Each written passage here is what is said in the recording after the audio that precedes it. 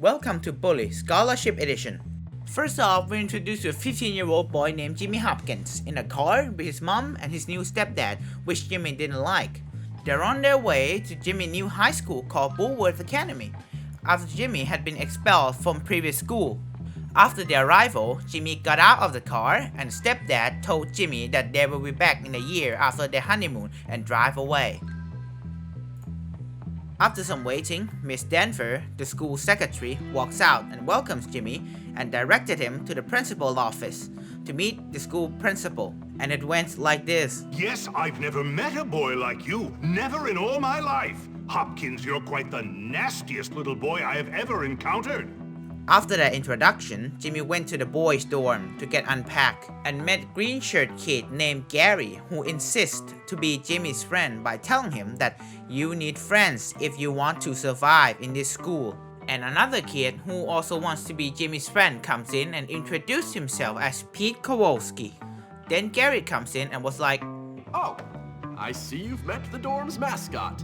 Ladies and gentlemen, I give you Femboy, the girliest boy in school." Afterward, Gary showed Jimmy around the school and introduced Jimmy about the gang in this school, namely the nerds. These guys wear green shirt, their turf is a library. And these are the preps, aka rich kid. Now these are the greasers, they hang by the auto shop. And lastly, the jocks. They are part of the school American football team. There are one more faction the game forgot to mention. The bullies. These guys wear just regular white shirt and jeans. There are no specific territory for these guys. They just roam around everywhere. After a few days had passed, the principal asked Jimmy about the experience for the past few days. Jimmy said, "This place is full of bullies and maniacs." Nonsense. That's just school spirit. Yeah, you could have fooled me. What? During that week, Jimmy helped some of the nerds and done a lot of random activities with Gary and Pete. And in the process, Gary told Jimmy about his plan to take over the school. After the Halloween event had ended, Gary lured Jimmy into a place called The Hole and instigate Russell that Russell, go beat that little jerk who said that nasty stuff to me about your mom and those barnyard animals. What? Come here. Russell wants vengeance.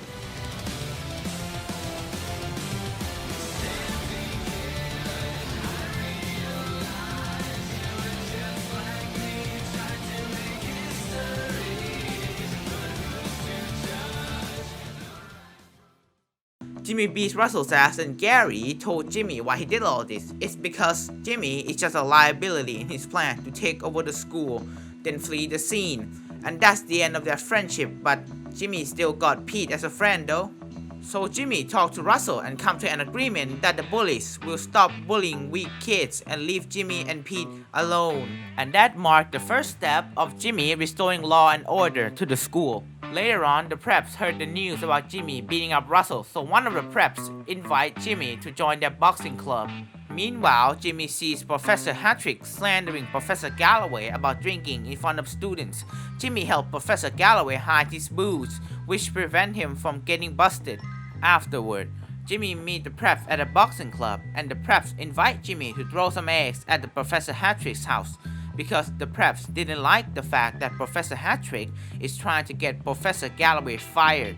So Jimmy brought the eggs, but just before throwing them, Gary comes in and says, You said Tad was probably a hermaphrodite with that much inbreeding. A hermaphro what? Don't act dumb. You said his mom was also legally his aunt and that he probably had webbed toe. You've been rude about mommy. Let's get this, Papa. Oh my god, they actually fucking believed it. After that incident, Jimmy tried every way to get revenge on those preppies, such as random violence, widespread destruction, gratuitous sadism, but to no avail. So Jimmy consulted with Pete, so Pete suggested that Jimmy should challenge Biff to a boxing match to show them who's boss. So Jimmy challenged Biff to a duel and wins the fight fair and square. But Darby Harrington, the prep's leader, can't bear the fact that they must now bow down to Jimmy. So the whole gang assault Jimmy, but with the skill of the main protagonist, Jimmy kicked all their asses and proclaimed himself as the new leader of the preps. With the preps dealt with, it's Christmas time. Jimmy was playing dart with Pete when one of the greasers entered the dorm and told Jimmy that their leader, Johnny Vincent, needed Jimmy's help. Jimmy was reluctant, but decided to help him out anyway. So on his way to find Johnny, Jimmy met a drunken-ass Santa and helped him with some Christmas stuff. Ho, ho, ho! After that, Jimmy finally met Johnny, and Johnny hired Jimmy to stalk his girlfriend, Lola, to find out who Lola has been cheating on him with. It appears to be Gord, one of the preps, and after further investigation, turns out one of the people Lola cheated with are Algie, one of the nerds, and also another one of the preps. Meanwhile, Johnny's gang are also hunting for these two, so Jimmy helped both of them escape from those greasers with a very intense bike chase scene. The next day, Jimmy finds Johnny and Lola at Lola's house, and Lola challenged Jimmy and Johnny to a race to see who's worthy of keeping her. Jimmy accepts the invitation. And look at this! A bike, and a motorcycle. I wonder who would win. Anyway, Jimmy won the race, and after that, Lola gave Jimmy a kiss, which pissed off Johnny even more. After some time passed, Lola told Jimmy that there is a war going on about who gets to keep her between the greaser and the preps. So Jimmy used this opportunity to kick Johnny's ass, and Johnny was like, All right, I give up. You can have her. Who? What are you talking about, Johnny? Lola, you win. She's yours. This has nothing to do with her, man. I don't care. You can keep that slut for yourself.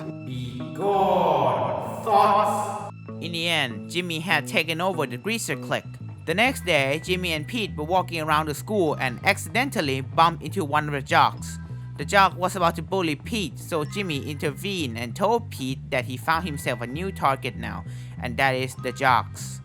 With the plan to take over the jocks, Jimmy asked the nerds for help, but to no avail, so Pete recommends Jimmy to show the nerd who's boss by using violent means, which is literally beating the crap out of his leader like the rest of the gang he took over. In the end, Ernest, the nerd's leader, bowed down to Jimmy's supremacy and agrees to help Jimmy deal with the jocks. After some planning, Ernest comes up with a plan to deal with the jocks by taking naked pictures of the jock's favorite girl, which never worked in the first place and caused the jock to come kick our asses in the process. Luckily, Jimmy helped the nerds fought them off, and later Ernest comes up with a better plan called Operation Trojan Cow, which includes Jimmy dressing up as a school mascot and messing up everything at a football game. After the havoc was brought, the jocks confront the mascot and Jimmy revealed himself, and with the help of the nerds, Jimmy was able to defeat the jocks and proclaim himself as the new leader of the jocks. With every faction under his command, Jimmy finally became the king of the school and enjoyed his sweet time with the boys. Then one day during their leader meeting, one of the boys suggests Jimmy to show how big his balls is by sending a message on the city hall. So Jimmy went there and painted a graffiti on the city hall spelled "Bull Worthless." After coming back, Pete told Jimmy that everything has gone to shit after he left. Then Jimmy discovered that the library is full of rats, the gym is on fire, Johnny has been kidnapped, the boxing trophies have been stolen, and all of them blame the fault on Jimmy. After further investigation, turns out the cause behind all this are the townies, which mostly consist of school dropouts. Later that day, Jimmy investigates the townie territory and finds Zoe, an ex-Bulworth student who got expelled because of Mr. Burton. Zoe told Jimmy that she could lead him to the townie's leader if Jimmy agreed to help her get revenge on Mr. Burton by ramming the porta potties while Mr. Burton was using it. So Jimmy agreed to help, and everything went well, except for Mr. Burton.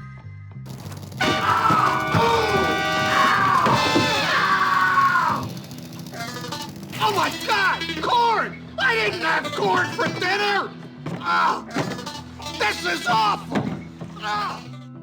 The next day, Jimmy got called to the principal's office. The principal told Jimmy that he knew everything about the town hall incident and the whistleblower is scary, and then proceed to expel Jimmy from Bulworth Academy.